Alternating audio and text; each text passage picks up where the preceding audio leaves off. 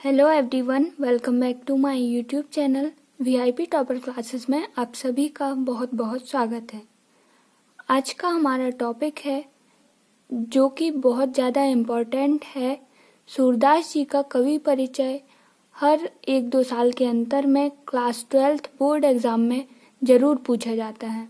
अगर आप class 11th में भी हैं तो भी ये वीडियो देख सकते हैं, यह आपके लिए बहुत हेल्पफुल होगा। तो किसी भी कवि परिचय के लिए 4 पॉइंट लिखने होते हैं। पहला होता है रचनाएं, दूसरा होता है भाव पक्ष, तीसरा होता है कला पक्ष और चौथा होता है साहित्य में स्थान। तो ये 4 पॉइंट 4 नंबर में आते हैं।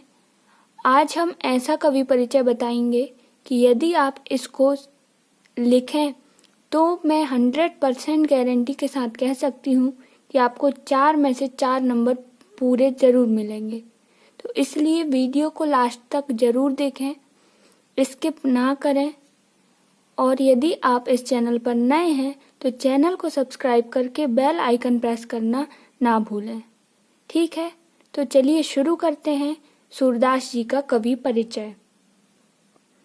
किसी भी कवि परिचय में 2 रचनाएं लिखने को आती हैं, तो आप लोगों से मैं कहूँगी कि हमेशा 3 या 4 रचनाएं याद रखें, जिससे कि क्या होगा, आप यदि एक भूल जाते हैं तो 2 आपको कंठस्थ रहेंगी, तो आपको कोई भी दिक्कत नहीं होगी।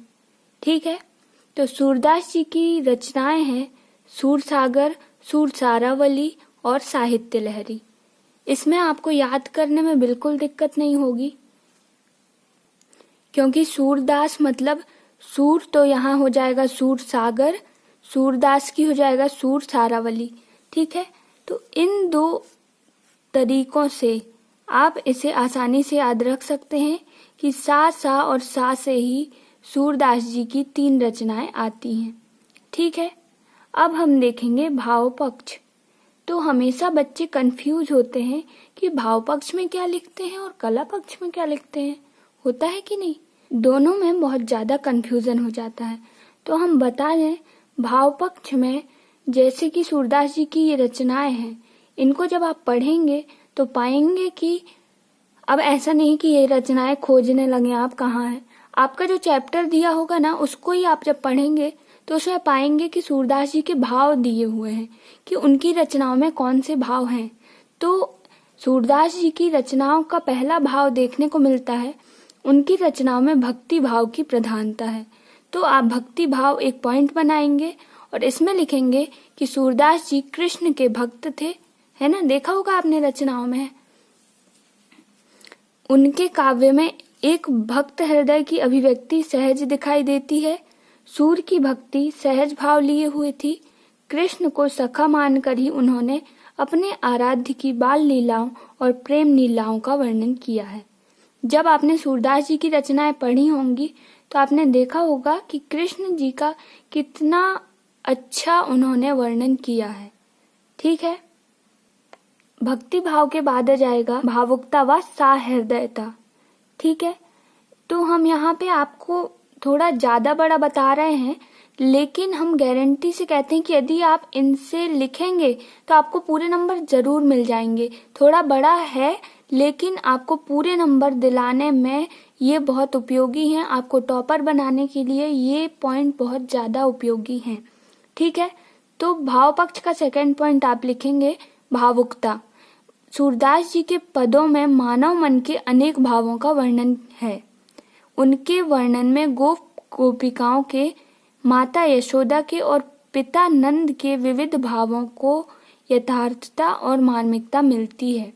ठीक है, तो ये हो गया भावुकता और सहृदयता। भाव पक्ष में ही आप थर्ड पॉइंट लिखेंगे अद्वितीय वात्सल्य। तो सूरदास ने कृष्ण के बाल चरित्र, शरीर सौंदर्य, माता पिता के हृदय वात्सल्य का जैसा स्वाभाविक, अनूठा और मनोवैज्ञानिक सरस वर्णन किया है, वैसा अन्यत्र कहीं पर भी दुर्लभ है। ठीक है, भाव पक्ष में ही आप चौथा पॉइंट लिखेंगे श्रृंगार रस का वर्णन।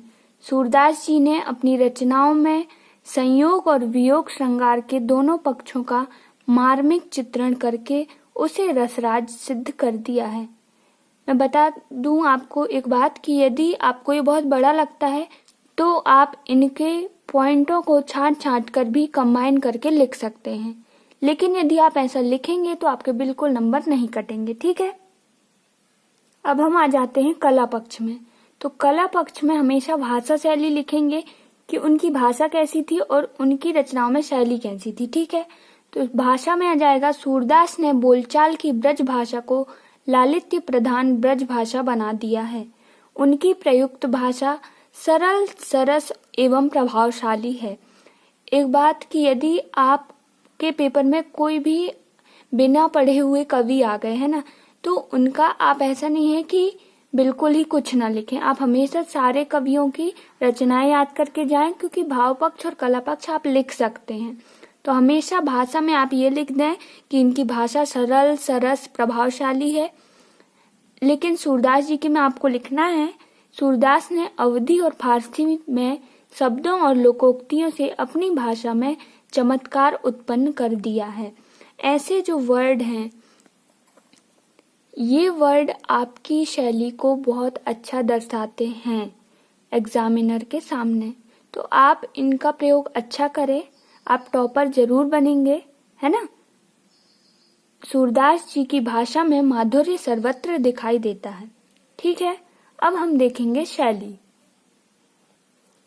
कला पक्ष में शैली में आ जाएगा, सूरदास ने अपनी काव्य रचना गेयपद शैली में की है। ये आपको अच्छे से याद करना है। ये ऑब्जेक्टिव में भी आ सकता है कि सूरदास जी की काव्य रचना किस शैली में है, तो ये आएगा गेयपद शैली में है। माधुर्य और प्रसाद गुण संपन्न शैली वर्णात्मक है। तीसरा पॉइंट हो जाएगा अलंकार योजना। तो सूरदास की रचनाओं में अलंकार अपने स्वाभाविक सौंदर्य के साथ प्रविष्ट हो जाते हैं। डॉक्टर हजारी प्रसाद द्विवेदी जी ने कहा है, तो हजारी प्रसाद द्विवेदी जी ने सूरदास जी के लिए क्या कहा है? उन्होंने कहा है कि अलंकार शास्त्र सूर के द्वारा अपना विषय वर्णन शुरू करते ही उनके पीछे हाथ जोड़कर दौड़ पड़ता है। उपमानों की बाढ़ आ जाती है, रूपकों की वर्षा होने लगती है।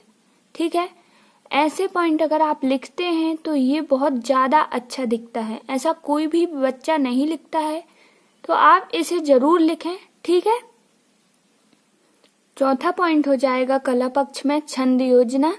तो सूरदास जी ने मुक्तक गेय पदों की रचना की है। उनके पदों में संगीतात्मकता सर्वत्र परिलक्षित होती है। यहाँ दिखाई देती है भी लिख सकते थे, लेकिन परिलक्षित शब्द जो है ये आपकी हिंदी की काव्य शैली को बहुत अच्छा दिखाता है। ठीक है, तो अच्छे नंबर पाने के लिए ऐसे कुछ अच्छे शब्दों का प्रयोग करें, है ना।